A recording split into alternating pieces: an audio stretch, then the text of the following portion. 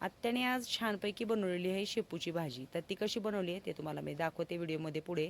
तर अशा छान आधी ह्याच्यावरती तव्यावरती मिरच्या भाजून घ्यायच्या आणि त्या काय करायच्या खलबत्त्यात कुटून घ्यायच्या, आबडधोबड कुटून घ्यायच्या. नाहीतर तुम्ही काय करा, जर तुम्हाला हे करायचं असेल चिरून टाकायची असेल तर चिरून पण टाका.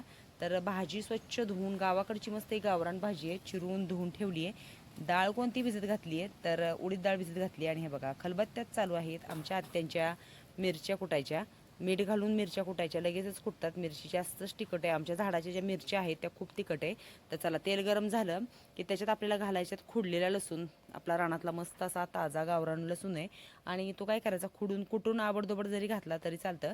आणि मिरची आधी भाजून घेतलेली आहे, त्याच्यामुळे मिरची मी नंतर काय करणार आहे, भाजीच्या वरून घालायची. डाळ आणि मिरची सोबत घालायची. तर आधी भाजी घालून घेतली आणि भाजी काय करायची छानपैकी हलवून घ्यायची. आणि त्याच्यानंतर त्याच्यामध्ये मी काय केलं, डाळ घातलं, मिरची घातली आणि भाजी हे करून घेतलेली आहे, झाकून ठेवलेली आहे. तर डाळ आपली त्याच्यामध्ये शिजत आलेली आहे. बराच वेळ डाळ भिजत घातल्यामुळे डाळ लगेचच त्याच्यात शिजलेली आहे. आता घालायचं आहे वरून शेंगदाण्याचं कूट. मिरची पण मी घालून घेतली. जर ह्याच्यात तुम्हाला लाल तिखटाची बनवायची असेल तर तुम्ही ह्याच्यात लाल तिखट पण घालू शकता आणि डाळी तुमच्या आवडीनुसार घालू शकता. मी कधी तूर डाळ पण घालते, मूग डाळ, मटकी डाळ, हरभरा डाळ पण घालून शेपूची भाजी खूप छान होते.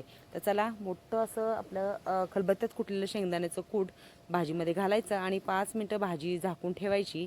तयार झाली आपली मस्त अशी झटपट गावाकडच्या पद्धतीची शेपूची भाजी.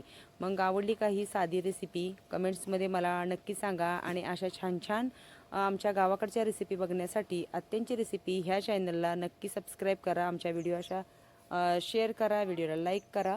आता मी तुम्हाला पुढे नवीन एक रेसिपी दाखवणार आहे. ती कोणती तर गरगट्टा, चुका आणि शेपूची भाजी. चला मग भेटूया पुढच्या व्हिडिओत.